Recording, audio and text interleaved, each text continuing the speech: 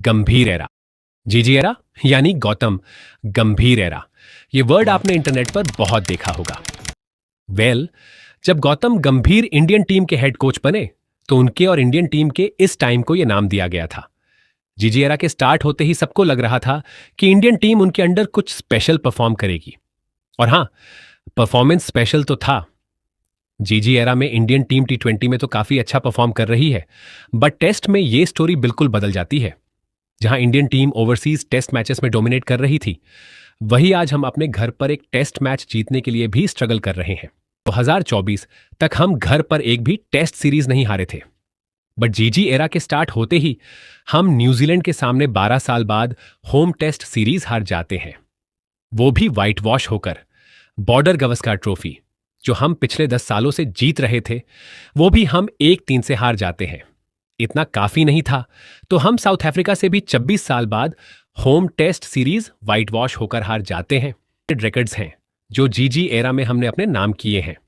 रवि शास्त्री ने तो ये तक कहा, coaches who can't win matches at home should return to Ranji trophy and domestic cricket and prove themselves before they can be included in future plans. इन सबके बीच रोहित शर्मा और विराट कोहली टेस्ट क्रिकेट से रिटायरमेंट ले लेते हैं। रिटायरमेंट ले लेते हैं या फिर जब इंडिया श्रीलंका में ओडीआई सीरीज खेलने जाती है, वहां भी हम 27 साल बाद श्रीलंका से ओडीआई सीरीज हार जाते हैं। हां, हमने जीजी एरा में 2025 की चैंपियंस ट्रॉफी जीती थी, बट रोहित शर्मा ने उसका क्रेडिट गौतम गंभीर को नहीं, राहुल द्रविड़ को दिया। अगर हम इंडियन टीम में खेल रहे प्लेयर्स को देखें तो एक नाम हमें हर जगह दिखाई देगा। नहीं, वो विराट कोहली या रोहित शर्मा नहीं है, वो है हर्षित राणा। फैंस इस फेज को ग्रेग चैपल वाले टाइम से कंपेयर कर रहे हैं। तब भी कंट्रोवर्सीज थी, तब भी टीम के डिसीजंस पे क्वेश्चंस उठते थे, और आज भी वही सब दोबारा देखने को मिल रहा है। तो क्या ये जीजी एरा इंडियन टीम के लिए एक डाउनफॉल एरा है? सो आज की वीडियो में हम देखेंगे the most controversial era in Indian cricket, जीजी एरा। 2018 में गौतम गंभीर ने इंटरनेशनल क्रिकेट से रिटायरमेंट लिया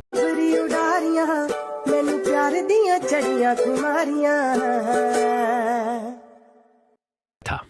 उसके बाद उन्होंने 2022 और 2023 के आईपीएल में लखनऊ सुपर जायंट्स को मेंटर किया था, और 2024 के आईपीएल में गंभीर के केआर को एज अ मेंटर ज्वाइन करते हैं। ये वही पॉइंट था जहां से ये सारी चीजें स्टार्ट होती हैं। सब एक्सपेक्ट कर रहे थे कि जैसे गंभीर ने 2012 और 2014 में केकेआर को चैंपियन बनाया था, वैसे ही वो केकेआर को 2024 में एक और बार ट्रॉफी जितवाएंगे। और वैसा ही हुआ। 16 मैचेस में से 11 मैचेस जीतकर केकेआर एसआरएच को 2024 के फाइनल में 8 विकेट से हरा देती है। इसके बाद जून में टी20 वर्ल्ड कप आने वाला था, और टूर्नामेंट के बाद राहुल द्रविड़ का कोचिंग टेन्योर भी खत्म होने वाला था। इसी वजह से बीसीसीआई ने नए हेड कोच के लिए एप्लीकेशंस ओपन करी थी। बीसीसीआई प्रेफर कर रहा था कि नेक्स्ट हेड कोच भी कोई इंडियन ही हो, और तब वीवीएस लक्ष्मण और गौतम गंभीर का नाम आता है।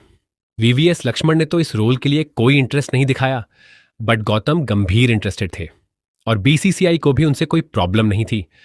केकेआर ने उनकी मेंटरशिप में 2024 का आईपीएल जीता था।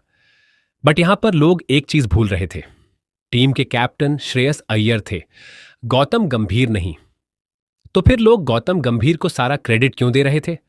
इन सबके बीच इंडिया 2024 का टी20 वर्ल्ड कप जीत जाती है। टूर्नामेंट के बाद रोहित शर्मा, विराट कोहली और रविंद्र जडेजा टी20 इंटरनेशनल से रिटायरमेंट ले लेते हैं, और राहुल द्रविड़ भी हेड कोच की पोजीशन से ऑफिशियली रिजाइन कर देते हैं। और इसके बाद 9 जुलाई 2024 को बीसीसीआई गौतम गंभीर को इंडियन टीम का हेड कोच बनाती है। गंभीर के साथ अभिषेक नायर को बैटिंग कोच, रायन टेन डोशाटे को फील्डिंग कोच और मोर्न मोर्कल को बॉलिंग कोच बनाया जाता है।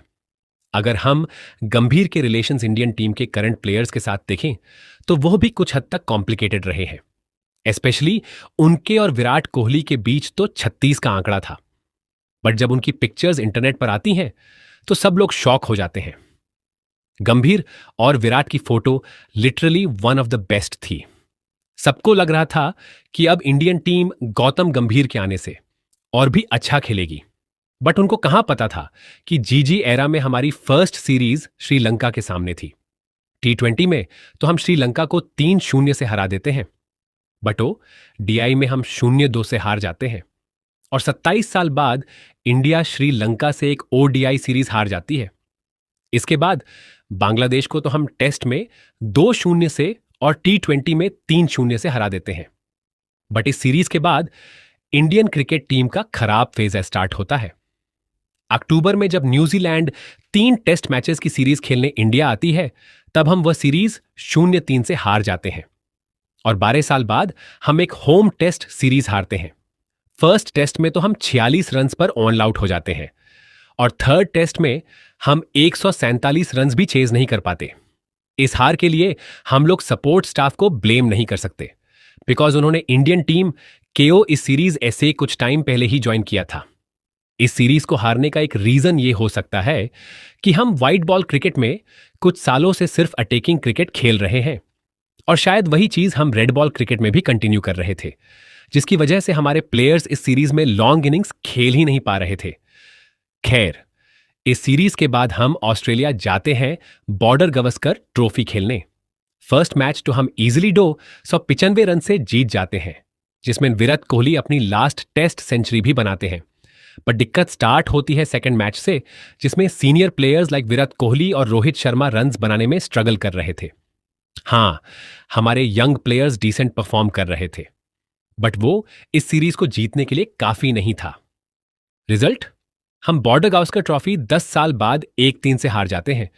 इस सीरीज में बहुत से डिसीजंस ऐसे थे जो काफी शॉकिंग थे, लाइक सीरीज के बाद अभिषेक नायर और फील्डिंग कोच टी दिलीप को सैक कर देना, फर्स्ट मैच में जडेजा और अश्विन की जगह वॉशिंगटन सुंदर को खिलाना, और सरप्राइजिंगली थर्ड टेस्ट मैच के बाद अश्विन का टेस्ट क्रिकेट से रिटायरमेंट ले लेना।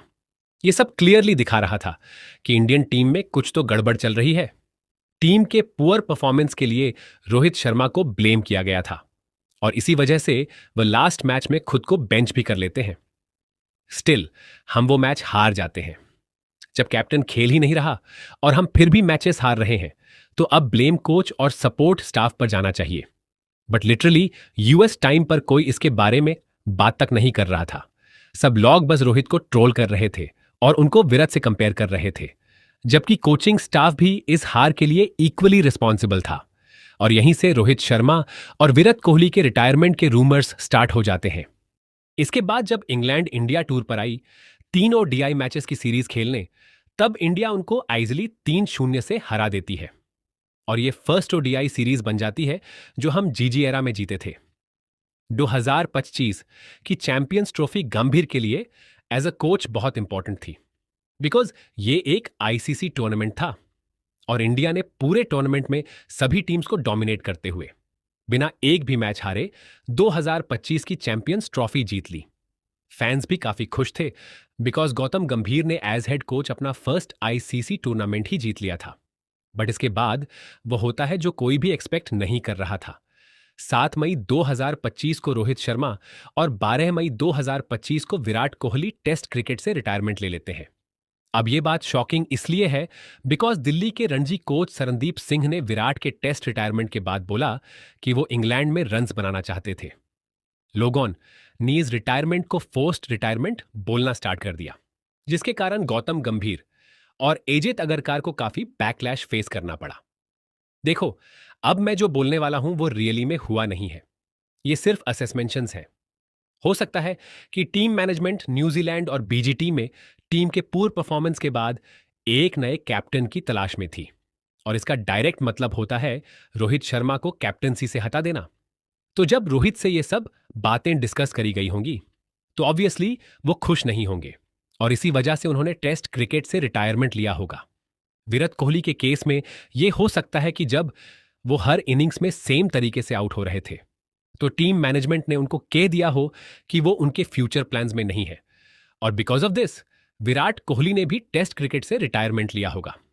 देखो, मैं ये नहीं बोल रहा कि ये 100% हुआ होगा। आई रिपीट, ये सिर्फ असेसमेंट्स हैं। इसके बाद होता है इंग्लैंड टूर, जो 2-2 से ड्रॉ हो जाता है।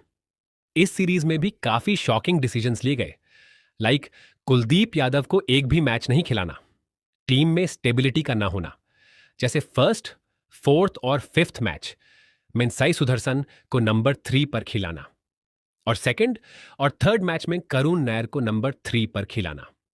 इस सीरीज के लास्ट मैच के दौरान गंभीर का ओवल के ग्राउंड स्टाफ के साथ एक हीटेड आर्ग्यूमेंट भी हुआ था, जो काफी पॉपुलर हुआ। ओवरऑल जब डिसीजंस एक एक करके क्वेश्चनेबल लगने लगे तो फैंस ने सीधा गौतम गंभीर को ही ब्लेम करना स्टार्ट कर दिया। इसके बाद आता है 2025 का एशिया कप, जो T20 फॉर्मेट में था, और इस टूर्नामेंट में इंडिया ने अपना डोमिनेशन दिखाया। पाकिस्तान को तो हमने 3 बार बहुत बुरी तरह हराया। फाइनल मैच भी हम जीत गए थे, बस उसकी ट्रॉफी हमें अब तक नहीं मिली है। और यह बात तो कहनी पड़ेगी कि जीजी एरा में हमारी टीम ने T20 में तो काफी अच्छा परफॉर्म किया है। एशिया कप के बाद वेस्ट इंडीज जब इंडिया आई टेस्ट मैचेस की सीरीज खेलने, तब हम वो सीरीज 2-0 से जीत जाते हैं। और इसके बाद इंडिया ऑस्ट्रेलिया जाती है 3 ओडीआई और 5 T20 मैचेस की सीरीज खेलने। ये सीरीज इसलिए इंपॉर्टेंट थी बिकॉज रोहित और विराट चैंपियंस ट्रॉफी के बाद इंटरनेशनल क्रिकेट में कमबैक कर रहे थे। पहले दोनों मैचेस तो हम हार गए थे और अब हमें सिर्फ व्हाइट वॉश से बचना था। तो थर्ड ओडीआई मैच में रोहित 121 और विराट 74 रन्स बनाते हैं, जिसके कारण हम वो मैच 9 विकेट्स से जीत जाते हैं। बट हम ओडीआई सीरीज 1-2 से हार जाते हैं। थर्ड ओडीआई के बाद सिलेक्शन कमेटी पर एक सवाल उठता है, मोहम्मद शमी को इस टूर में इंक्लूड क्यों नहीं किया गया और हर्षित राणा को हर मैच में क्यों खिलाया गया? हाँ, मैं मानता हूं कि हर्षित ने थर्ड ओडीआई में काफी अच्छा परफॉर्म किया, बट जब हमारे सेलेक्टर्स साहब से यह सवाल पूछा गया तो वो कहते हैं कि मोहम्मद शमी फिट नहीं है। भाई, अगर वो फिट नहीं होते तो वो रणजी ट्रॉफी क्यों खेलते हैं? इस डिसीजन की वजह से सबको लग रहा था कि गौतम गंभीर इंडियन टीम में फेवरेटिज्म को प्रमोट कर रहे हैं। इसके बाद T20 सीरीज इंडिया 2-1 से जीत जाती है, बट इस सीरीज में एक डिसीजन ऐसा था जिसने हम सबको शॉक कर दिया। हर्षित राणा को अर्शदीप सिंह की जगह खिलाना। अर्शदीप एक एक्सपीरियंस्ड T20 बॉलर है, पर उसके बावजूद हर्षित को प्रेफरेंस मिलती रही, जिससे सिलेक्शन प्रोसेस पर काफी सवाल खड़े हुए। हाल ही में हम साउथ अफ्रीका के अगेंस्ट टेस्ट सीरीज हार जाते हैं और हम 1999 के बाद पहली बार साउथ अफ्रीका से घर पर टेस्ट सीरीज हारते हैं। यह क्लियरली दिखाता है कि गौतम गंभीर के टेन्योर में हम टेस्ट क्रिकेट में स्ट्रगल कर रहे हैं, वो भी होम कंडीशंस में। मैचेस हारने के बाद कैप्टन को ब्लेम किया जाता है और जीतने के लिए भी कैप्टन को ही क्रेडिट दिया जाता है। बट जब भी इंडियन टीम जीती है तब सडनली गंभीर आगे आ जाते हैं, और जब टीम हारती है तब कैप्टन को ब्लेम किया जाता है। ऐसा सिर्फ एक ही चीज की वजह से हो सकता है, PR। बिकॉज जब रवि शास्त्री या राहुल द्रविड़ हेड कोच बने थे तब तो हमने इतनी हाइप नहीं देखी थी। अगर हम इंडियन टीम का जीजी एरा में ओडीआई और T20 परफॉर्मेंस देखें तो वो काफी मिक्सड लगता है। T20 में तो हम काफी अच्छा परफॉर्म कर रहे हैं, बस सिर्फ एक दिक्कत है, हमारी प्लेइंग 11 अभी भी फिक्स्ड नहीं है और आई होप कि वो 2026 के T20 वर्ल्ड कप से पहले हो जाए। ओडीआई में हम मिक्सड परफॉर्मेंस दे रहे हैं। घर पर तो हम एक भी ओडीआई सीरीज नहीं हार रहे हैं, बट ओवरसीज कंडीशंस में हम कुछ खास परफॉर्म नहीं कर पाए। इसके पीछे मल्टीपल रीजंस हो सकते हैं, जसप्रीत बुमराह और मोहम्मद शमी का ना होना। ओडीआई सीरीज हारने लगे तो 2027 का वर्ल्ड कप सिर्फ एक सपना बनकर रह जाएगा।